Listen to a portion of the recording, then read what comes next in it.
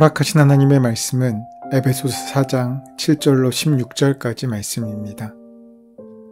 우리 각 사람에게 그리스도의 선물의 분량대로 은혜를 주셨나니 그러므로 이르기를 그가 위로 올라가실 때 사로잡혔던 자들을 사로잡으시고 사람들에게 선물을 주셨다 하였도다. 올라가셨다 하였은즉 땅 아래 낮은 곳으로 내리셨던 것이 아니면 무엇이냐. 내리셨던 그가 곧 모든 하늘 위에 오르신 자니 이는 만물을 충만하게 하려 하심이라.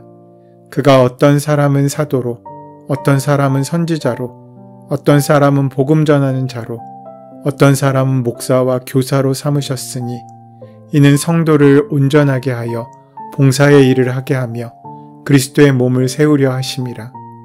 우리가 다 하나님의 아들을 믿는 것과 아는 일에 하나가 되어 온전한 사람을 이루어 그리스도의 장성한 분량이 충만한 때까지 이르리니 이는 우리가 이제부터 어린아이가 되지 아니하여 사람의 속임수와 간사한 유혹에 빠져 온갖 교훈의 풍조에 밀려 요동하지 않게 하려 함이라.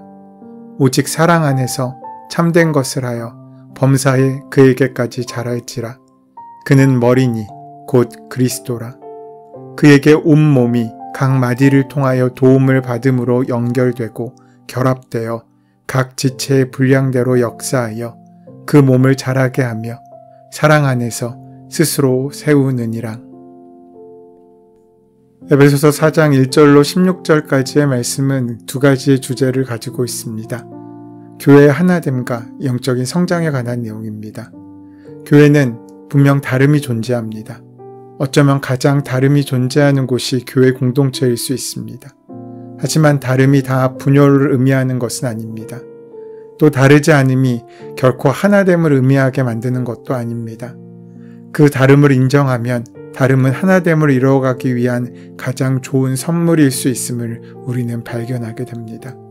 문제는 다름이 주는 불편함을 견디기 어려워하며 인정하려 하지 않는 데 있습니다. 거의 대부분의 경우 우리는 서로의 다름을 다름으로 이해하지 않고 틀림으로 받아들였기 때문에 서로를 정죄하며 끊임없이 분열되어 왔습니다. 물론 이단의 경우는 용납할 수 없는 틀림입니다. 그러면 교회는 어떻습니까? 교회 역시 주님을 믿는다는 공통점을 제외하면 같은 점을 찾아보기 어려울 정도로 다양한 사람들로 구성되어 있습니다.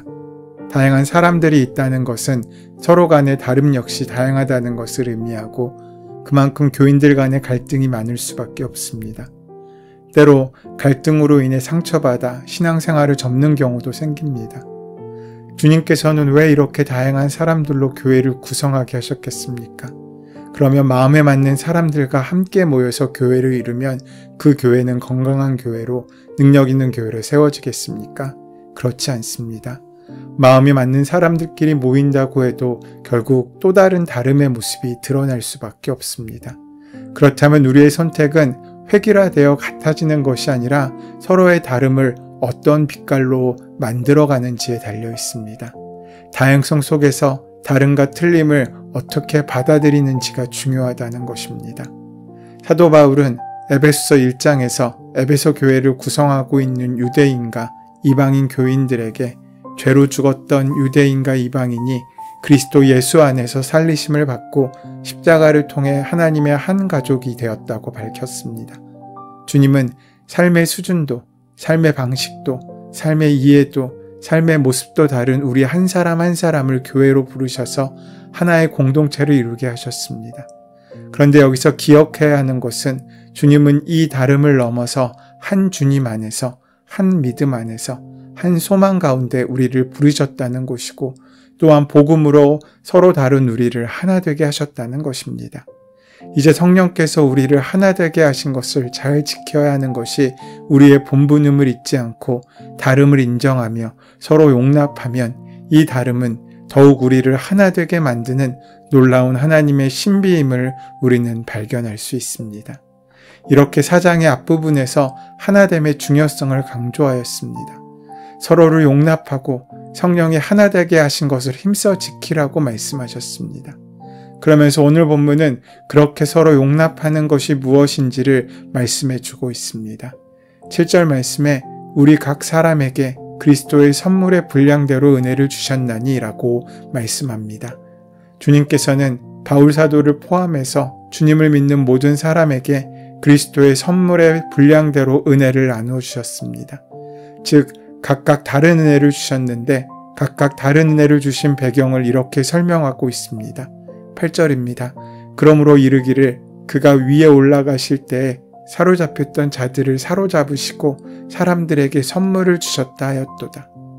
이 8절의 말씀은 시편 68편 18절의 말씀을 인용하고 있는 부분인데 시편 68편 18절의 말씀은 전쟁에서 승리하신 하나님께서 포로들을 취하시고 전쟁에서 패배한 반역자들로부터 조공과 전리품을 받으시는 장면입니다. 고대는 물론 당시 로마 시대에는 전쟁에서 승리하면 취득한 전리품을 왕이 혼자 독차지하지 않고 왕의 부하들에게 각자의 공에 따라 그 전리품을 하사했고 백성들에게도 나누어 주었습니다. 바울은 이 말씀을 배경으로 하여 전쟁에서 승리하여 전리품을 받은 왕이 부하들에게 전리품을 나누어 주듯이 주님께서 하늘 높은 보좌로 올라가실 때 사람들에게 각각 합당한 선물을 나누어 주었다고 증언합니다.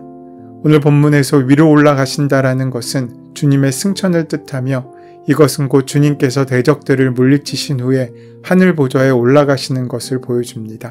바울은 주님의 승리를 이렇게 자세히 설명하고 있습니다.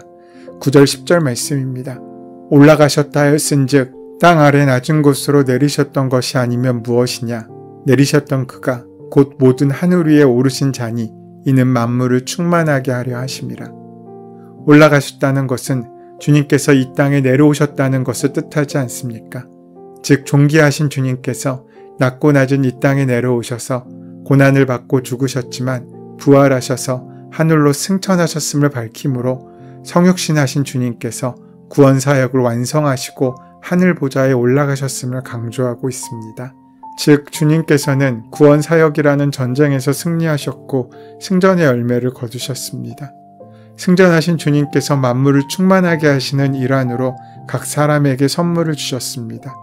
그런데 주님께서는 각 사람에게 주신 선물을 우리의 공로에 따른 것이 아니라 즉 우리가 잘났거나 무엇을 잘했기 때문이 아니라 주님께서 거저 주신 선물이기 때문에 그것은 은혜입니다. 주님께서는 각 사람에게 어떤 은혜를 주셨는지에 대해 그가 어떤 사람은 사도로, 어떤 사람은 선지자로, 어떤 사람은 복음 전하는 자로, 어떤 사람은 목사와 교사로 삼으셨다고 밝히고 있습니다. 바울은 로마서 12장 6절에서 8절 말씀에서 우리에게 주신 은혜대로 받은 은사가 다르니 혹 예언이면 믿음의 분수대로, 혹 섬기는 이면 섬기는 일로, 혹 가르치는 자면 가르치는 일로, 혹 권위하는 자면 권위하는 일로, 긍휼을 베푸는 자는 즐거움으로 할 것이니라 라고 말씀합니다.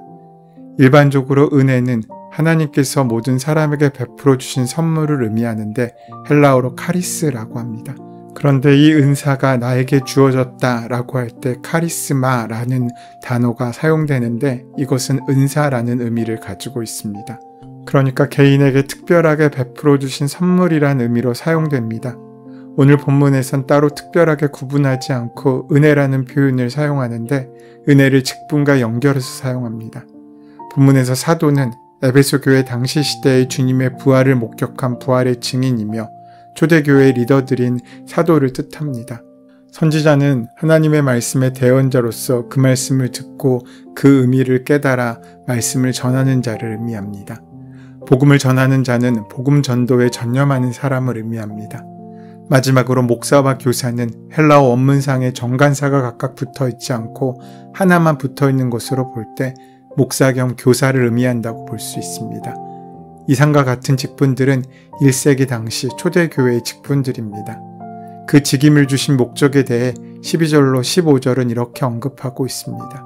바울은 교회 안에 이렇게 다양한 직분을 세우신 목적에 대해서 12절에서 세 가지로 설명하고 있는데 첫째는 성도들을 준비시켜 봉사의 일을 하게 함으로 그리스도의 몸을 세우는 데 있으며 둘째는 성도들이 어린이 같은 영적인 상태에서 벗어나 머리이신 그리스도에게까지 자라게 하는 데 있다는 것입니다. 먼저 이는 성도를 온전하게 하여 라고 말씀합니다. 주일 예배만 드린다고 온전한 신앙인으로 성숙할 수 없습니다. 주님을 온전히 아는 과정이 있어야 온전한 신앙인이 됩니다. 또한 봉사의 일을 하는 사람이라고 말씀합니다. 여기서 봉사는 교회에서 하는 것만으로 생각할 수 있지만 그 봉사는 교회에서 시작하여서 더 나아가 삶의 현장까지 이어져야 합니다. 봉사는 사람을 섬기는 일이 아니라 그리스도를 섬기는 일입니다. 봉사하며 시험에 드는 경우는 봉사를 그저 사람에게 하고 선의를 베푸는 것 정도로 이해할 때 그렇습니다. 하지만 봉사를 통해 우리는 하나님의 선하신 뜻과 하나님의 귀한 사역에 동참하는 것입니다. 주님의 온전한 분량까지 성장하는 과정에서 주님을 알아가는 성경 공부뿐만 아니라 반드시 교회 내외에서 그리스도를 섬기는 봉사의 과정이 필요합니다. 우리가 함께 나아가 할 수 있는 한 최선을 다하여 사랑을 나누고 전하는 삶이 하나님의 온전한 데까지 자라는 우리의 삶의 목적이 될 수 있어야 한다는 것입니다. 또한 그리스도의 몸을 세우려 하심이라 라고 말씀합니다.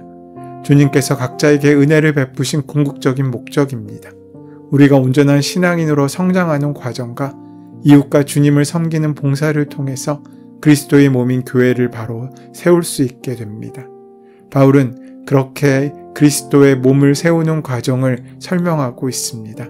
13절 말씀에 우리가 다 하나님의 아들을 믿는 것과 아는 일에 하나가 되어 온전한 사람을 이루어 그리스도의 장성한 분량에 충만한 데까지 이르리니 라고 말씀합니다.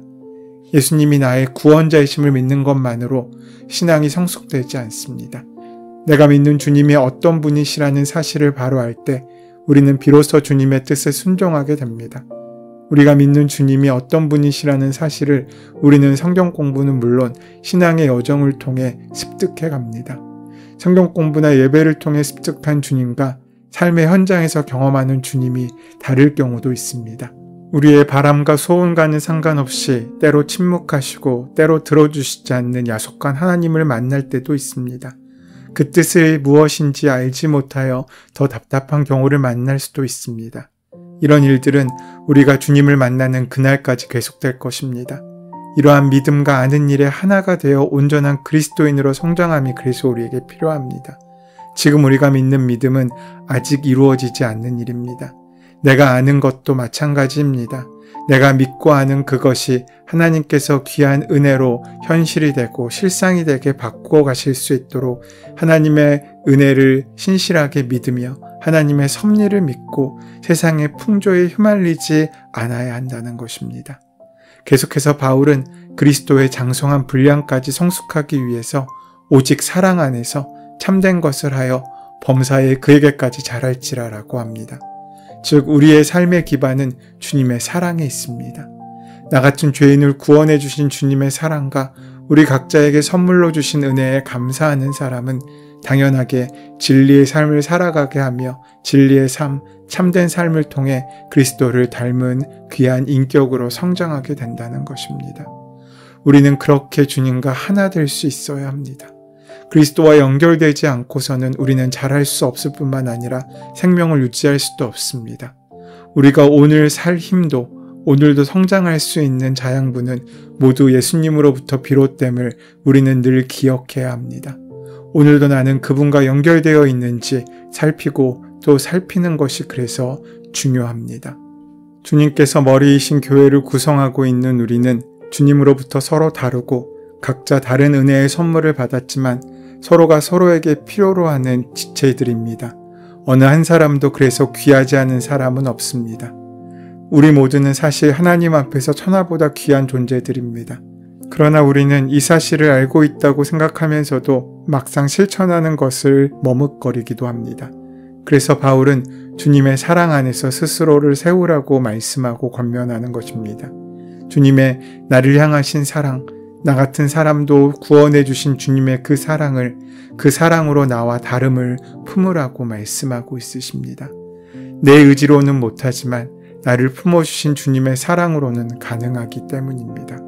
교회에서 그리고 삶의 현장에서 서로 다른 사람들이 함께하는 다양성의 토대 위에서 서로의 다름을 틀린 것이 아니라 주님께서 각자에게 주신 은혜임을 인정하고 사랑으로 서로를 용납하고 품어주며 진리의 길을 함께 걸어가는 복된 공동체를 이루어가는 귀한 오늘이 되시기를 소원하고 축원합니다. 은혜의 주님, 우리의 다름이 틀림이 되지 않게 하시고 그 다름을 인정하며 주님의 사랑으로 서로를 품고 참된 진리의 길을 걸어갈 수 있도록 은혜 위에 함께하여 주시옵소서. 예수님의 이름으로 기도드립니다. 아멘. 이제 오늘 이 아침 우리에게 허락하신 오늘 본문의 말씀이 오늘 나에게 말씀하시는 하나님의 음성으로 만나지기 위하여 본문의 말씀을 깊이 묵상하시고 함께 기도하는 시간 가지도록 하겠습니다. 함께 기도합니다.